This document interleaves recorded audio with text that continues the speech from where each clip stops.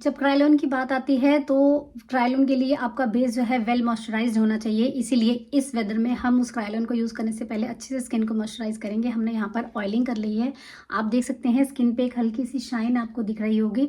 सो इस तरीके से हमने अपनी स्किन को अच्छे से मॉइस्चराइज भी कर लिया है और स्किन हमारी हाइड्रेट भी है। अगर आपकी स्किन ड्राई है, क्योंकि इस वेदर में मोस्टली सबकी स्किन ड्राई हो जाती है, तो ड्राई स्किन पे आपने क्रायोलॉन यूज़ नहीं करना है। आपको स्किन प्रिपरेशन का बहुत ध्यान रखना है। अच्छे से मिस्ट यूज़ करके आपने उसमें ऑयलिंग भी देनी है अगर आपकी स्किन ड्राई है तो। ब्रश पे कंसीलर ले लिया है। इस कंसीलर को हम अपने डार्क एरियाज में, जहाँ पर मेरे एक्ने स्पॉट्स आपको दिख रहे हैं, माउथ एरिया थोड़ा सा अनइवन हो रहा है, इसकी डिस्कलरेशन जो आपको दिख रही है, इस पर हम अप्लाई करेंगे और बहुत ही लाइट क्वांटिटी में अप्लाई करेंगे ताकि हम एक ज़्यादा हैवी बेस ना बना दें। तो इस तरीके से हमने ये जो शेड हमने ले लिया है, इसे हम अब अपने डार्क एरियाज में या अपने एक्ने स्पॉट्स पे इसे अप्लाई कर लेंगे। बस हमें जस्ट अपनी प्रॉब्लम को कवर करना है, बहुत ज़्यादा कवरेज या लेयर हमें नहीं देनी है। याद रखिए, जितना कम प्रोडक्ट आप यूज़ करेंगे, जितनी कम लेयरिंग आप करेंगे, उतना बेस लॉन्ग लास्टिंग रहेगा और वो फटेगा नहीं और थोड़ा स्किन लाइक नेचुरल भी वो लुक देगा। मैंने अपने जो मेरे एरियाज़ में डिस्कलरेशन थी, डार्क कलर था, वहाँ पर मैंने एक्ने मार्क्स के ऊपर मैंने वहाँ पर कंसीलर अप्लाई कर लिया है और इसकी कवरेज भी आप देख सकते हैं बहुत अच्छी है, क्योंकि क्रायोलॉन प्रोडक्ट्स की कवरेज जो होती है वो बहुत अच्छी होती है। इसीलिए आपको जिस एरिया में नीड है बस उसी एरिया में अप्लाई करना है। ऐसा नहीं है कि पूरे फेस पे अप्लाई कर लेना। फोरहेड के साइड्स पे मैंने अप्लाई किया है, अपने अंडर आइज पे किया है, जहाँ मेरी पिगमेंटेशन या एक्ने मार्क्स थे, बस मैंने वहाँ पर इसे अप्लाई कर लिया है। तो बिल्कुल इस तरीके से आपने इसे अप्लाई करना है। अब इसके बाद हम इसे ब्लेंड करेंगे। ब्लेंडिंग आप दोनों तरीके से कर सकते हैं। आप चाहे तो ब्रश का यूज़ कर सकते हैं, आप चाहे तो ब्यूटी ब्लेंडर को यूज़ कर सकते हैं। दोनों तरीके से आपकी ब्लेंडिंग हो सकती है। बस आपको ध्यान ये रखना है कि आपने इसको ओवर ब्लेंड नहीं कर देना है, यानी कि जितनी भी आपने यहाँ पर अभी कवरेज अचीव की है उसे इतना ब्लेंड करते जाओगे तो वो सारी की सारी या तो आपके ब्यूटी ब्लेंडर में आ जाएगी या ब्रश में। वैसे ब्यूटी ब्लेंडर जो है वो प्रोडक्ट को ज़्यादा खाता है, ज़्यादा पीता है। सो इसीलिए इसे बहुत ही ध्यान से यूज़ करना है। अगर आपको इसको यूज़ करना है तो इसका जो प्रेशर है वो बिल्कुल सॉफ्ट और जेंटल होना चाहिए। बहुत हार्श प्रेशर से, बहुत हार्ड प्रेस करके आपको इसे यूज़ नहीं करना। और अगर ब्रश से कर रहे हैं, मैं आपको एक साइड से ब्रश से करके दिखाती हूँ और दूसरी साइड में आपको ब्लेंडर के यूज़ से दिखा दूंगी। तो चलो हम सबसे पहले ब्रश से ब्लेंडिंग कर लेते हैं। ब्रश का स्ट्रोक जो भी लेना है वो भी आपको बहुत ही लाइट प्रेशर के साथ लेना है और आपने इवनली स्ट्रोक चलना है। जहाँ जहाँ पर आपने अपना कंसीलर अप्लाई किया है बस वहीं पर आपको बहुत ही लाइट ब्लेंडिंग आपको करनी है। तो आप देखिए, मैंने इसे इस तरीके से ब्लेंड कर लिया है, लेकिन ये अभी भी दिख रहा है, ये गायब नहीं हो गया। कुछ लोग अब इसको क्या करते हैं, इतना ब्लेंड कर देते हैं कि वो गायब ही हो जाता है। उसके बाद जब वो फाउंडेशन अप्लाई करते हैं या कंसीलर अप्लाई करते हैं तो उनकी कंप्लेंट ये होती है कि हमारे तो फिर से डार्क सर्कल्स दिख गए या हमारा जो भी प्रॉब्लम था वो सॉल्व ही नहीं हुआ, तो यहाँ ग्रे जो है, मेकअप जो है ग्रे पड़ गया। तो इन बातों का आपको ध्यान रखना है। अब हम दूसरी तरफ करेंगे ब्लेंडर यूज़। दूसरी तरफ हमने ब्लेंडर को यूज़ किया है अपनी कंसीलर को ब्लेंड करने के लिए। आप देखिए मेरा जो ब्लेंडर का प्रेशर है वो कितना लाइट है, उसे मैं बहुत ही लाइट हैंड से जस्ट डैब करके जहाँ जहाँ पर अप्लाई किया है वहाँ पर मैंने इसे जस्ट ब्लेंड कर दिया है। सी, यहाँ पर भी मेरा जो भी कंसीलर था वो पूरा का पूरा दिख रहा है। ठीक है, तो आपको इतनी ही ब्लेंडिंग करनी है। अब हम कंसीलिंग करेंगे या अपनी फाउंडेशन को, बेस को अप्लाई करेंगे। उसके लिए हमने यहाँ पर लाइट कलर ले लिया है और हम लाइट कलर को अपने फेस पे अप्लाई कर रहे हैं, पूरे फेस पे। इस तरह से क्या होगा कि हमारे फेस पे एक एप्लीकेशन आ जाएगी। देन इस एप्लीकेशन के बाद हम इसकी ब्लेंडिंग करेंगे और पूरे फेस पे बहुत ही आराम से हम इसकी ब्लेंडिंग करेंगे। पहले हमें एप्लीकेशन करनी है एक इस तरीके का फ्लैट ब्रश लेकर, एंड उसके बाद हमें अपने जो फ्लफी ब्रश से इसकी ब्लेंडिंग करनी है, या फिर हम अपने ब्यूटी ब्लेंडर को भी यूज़ कर सकते हैं, जैसे मैंने अभी आपको दिखाया था। दोनों तरीकों से आप किसी भी तरीके से यूज़ कर सकते हैं इसका, जिसमें आप कंफर्टेबल हो, जिसमें आपको लगता है आपका हाथ बैठ गया है या जिसमें आप अच्छे से रिजल्ट निकाल सकते हैं, आप उसे यूज़ कर सकते हैं। जैसे इसकी मैं ब्लेंडिंग कर रही हूँ। ब्लेंडिंग में आपको थोड़ा टाइम लेना है क्योंकि ये क्रीम प्रोडक्ट है और क्रीम प्रोडक्ट को ब्लेंड होने में टाइम लगता है। तो आपको बहुत जल्दी नहीं मचानी है या ये नहीं सोचना है कि ये तो ब्लेंड ही नहीं हो रहा है या ये मेरे से बेस नहीं सेट होगा, ये क्या हो जाएगा, खराब हो जाएगा। बिल्कुल नहीं, आप हर चीज़ को टाइम दो और हर चीज़ की प्रैक्टिस करो। प्रैक्टिस करने से आपको हर चीज़ समझ में आएगी। एक बार खराब होगा, दूसरी बार खराब होगा, तीसरी बार डेफिनेटली वो ठीक होगा और उसके बाद आपको समझ में आ जाएगा कि किस प्रोडक्ट को कैसे यूज़ करना है।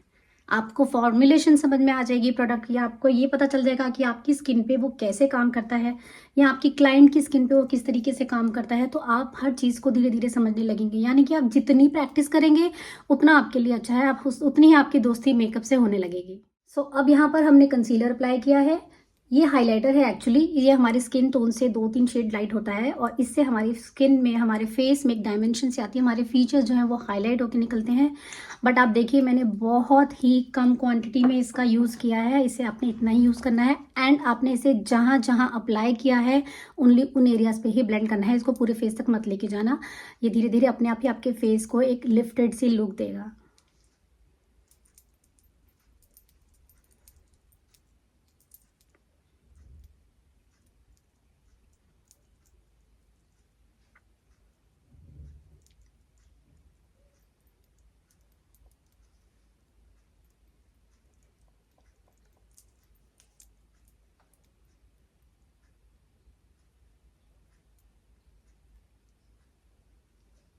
आप देखिए दोनों तरफ में डिफरेंस आपको यहीं दिख रहा होगा कि जहाँ जब हमने अपने हाइलाइटर को ब्लेंड कर लिया है तो हमारे फीचर्स में कितनी अच्छी एक हाइलाइटिंग सी आ गई है फेस में। आप देखो, तो सेम हम दूसरी जगह भी अप्लाई करेंगे। देख सकते हैं हमारी अंडर आइज भी कितनी ब्राइटन अप हो गई है और हमारे अच्छे से ब्लेंडिंग यहाँ पर हो चुकी है। अब हम अप्लाई करेंगे अपना ब्लशर, और ब्लशर भी हम क्रीम ब्लश ही अप्लाई करेंगे क्योंकि अभी हम क्रीमी प्रोडक्ट पे जा रहे हैं। विंटर्स के लिए हम मेकअप कर रहे हैं, इस वेदर के लिए मेकअप कर रहे हैं, तो हम यहाँ पर क्रीम ब्लश को अप्लाई करेंगे। पहले आप ब्लशर की एप्लीकेशन करेंगे एंड देन उसके बाद इसकी ब्लेंडिंग करेंगे। अभी आपको हो सकता है देखने में ये ज़्यादा लग रहा होगा बट ये बिल्कुल ज़्यादा नहीं है। जब हम इसकी ब्लेंडिंग करेंगे तो ये बिल्कुल स्किन के अंदर ब्लेंड हो जाएगा और बिल्कुल जब पूरा कंप्लीट मेकअप हो जाएगा तो ये बहुत अच्छे से सेटल भी हो जाएगा, हमारे फेस में मर्ज हो जाएगा।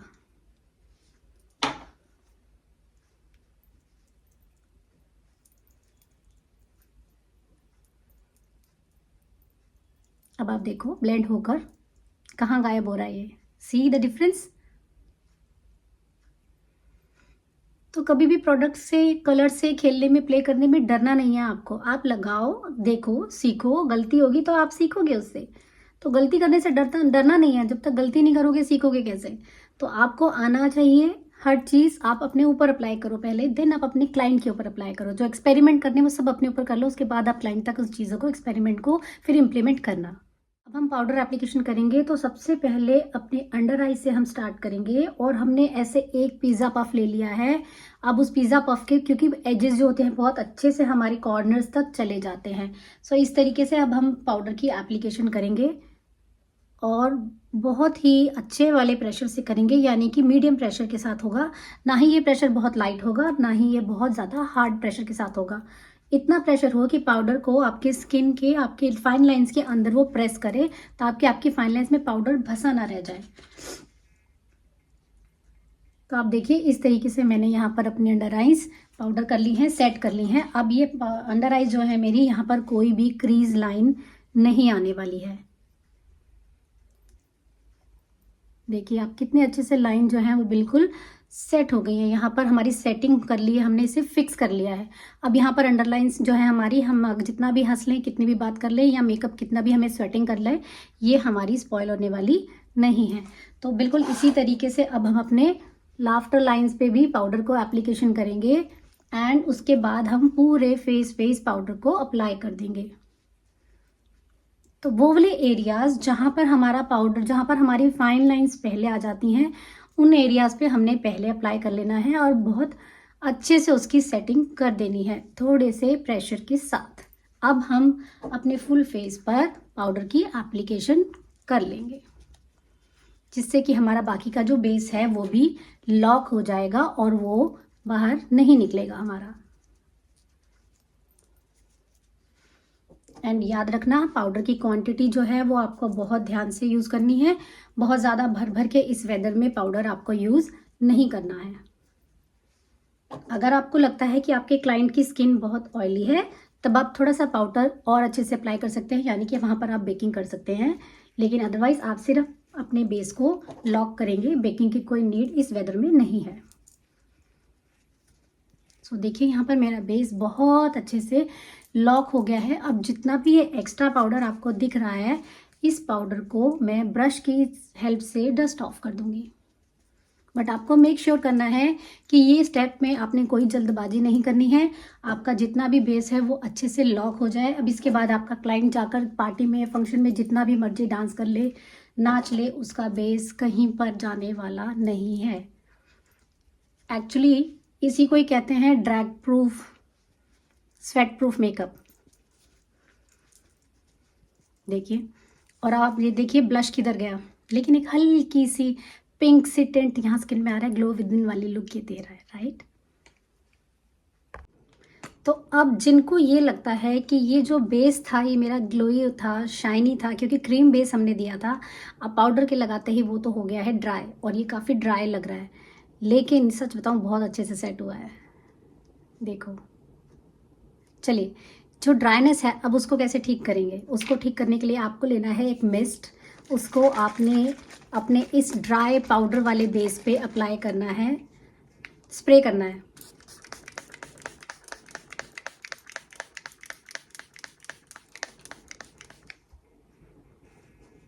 दिख रही है एक शाइन, शाइन आ रही है, आपको पता चल रही है। इस तरीके से आप ये बीच बीच में इस तरीके का स्प्रे, मिस्ट जो है या आपका सेटिंग स्प्रे है, इसे सेटिंग स्प्रे भी बोलते हैं, ये मिस्ट भी हो सकता है, या अगर आपके पास कुछ नहीं है तो आप एक सिंपल सा रोज़ वाटर भी ले सकते हैं, क्योंकि रोज़ वाटर भी एक मिस्ट का काम करता है, आपके बेस को सेट करने का काम करता है। तो इस तरीके से अगर आप उस पर स्प्रे करेंगे तो आप देखिए शाइन आपको मेरे फेस पर दिख रही है। वो जो एक ड्राइनेस, एक पाउडरी सा बेस लग रहा था, अब वो बेस वापस से शाइन हो गया है। अभी ये हमारे प्रोडक्ट को ऑल टुगेदर मेल्ट करके स्किन में सेट करने का काम करेगा। तो ये एक सीक्रेट स्टेप होता है जो आपको हर कोई नहीं बताता है, तो ये आपको ज़रूर फॉलो करना है।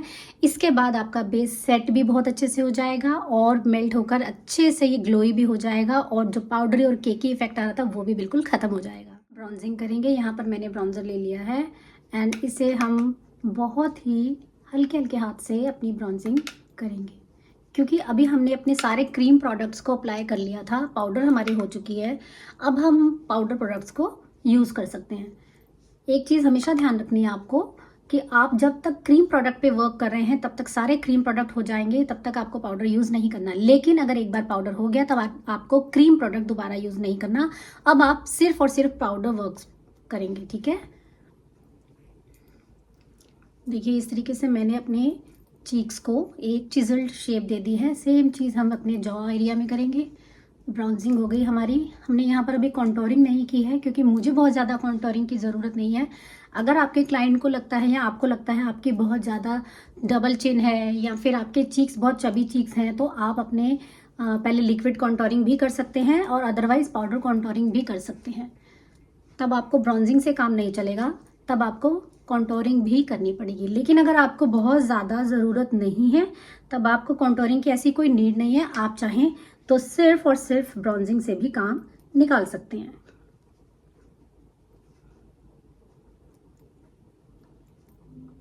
देखिए, हमारी ब्राउजिंग डन।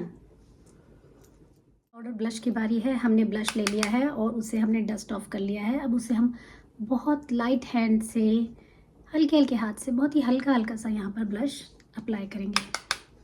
दोनों में डिफरेंस देखो, यहाँ पर एक ब्लश की लाइन भी आ रही है। अभी अगर आपको ये ज़्यादा लग रहा है तो जब हम इसे ब्लेंड करेंगे तो ये ब्लेंड हो जाएगा। जस्ट मैंने अभी सिर्फ एप्लीकेशन दी है, प्लस हम जब इस पर हाइलाइटर लगाएंगे, शाइन लाएंगे, तो ये वैसे भी सेटल हो जाएगा।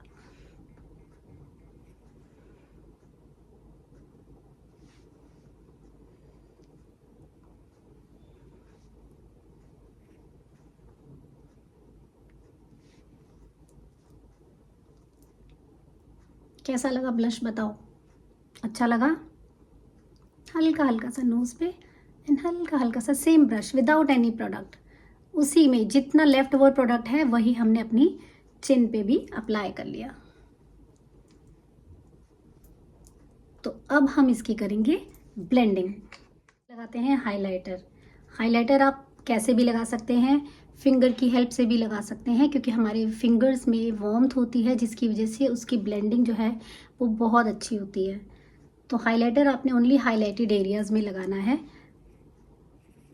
लेकिन उसको ब्लेंड ज़रूर करना है। ऐसा ना हो कि एक हाइलाइटर की पड़ी हुई सी लाइन आए, और बहुत हार्श हाइलाइटर नहीं लगाना है, बहुत सॉफ्ट लगाना है, जो बिल्कुल ही चंकी शाइन आ जाती है फेस पे। वो चंकी पार्टिकल्स वाला हाइलाइटर आपको नहीं लेना है, जिसके पार्टिकल मोटे होते हैं वो नहीं लेना है आपको। आपको वैसा लेना है जो बहुत ही फाइन पार्टिकल, माइक्रो पार्टिकल्स होते हैं जिसके, वो आपको लेना है।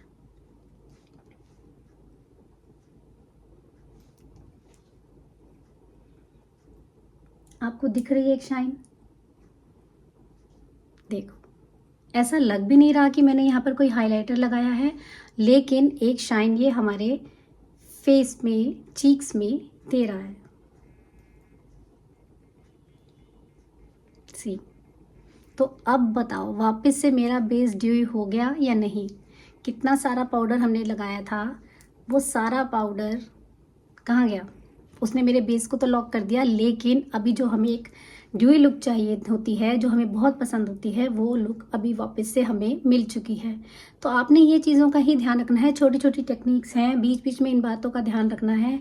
अब आप खुद बताना मैंने बीच बीच में ऐसे कौन से 2-3 स्टेप किए हैं जिसकी वजह से मेरा जो बेस है वो वापस से ड्यूई बेस बन चुका है। देखो, आ रही है एक शाइन, एक नेचुरल सी शाइन। सो कितना फ्लॉलेस बेस निकल के आया है। होप आप लोगों को बहुत अच्छा लगा होगा, मुझे तो बहुत अच्छा लग रहा है ये बेस।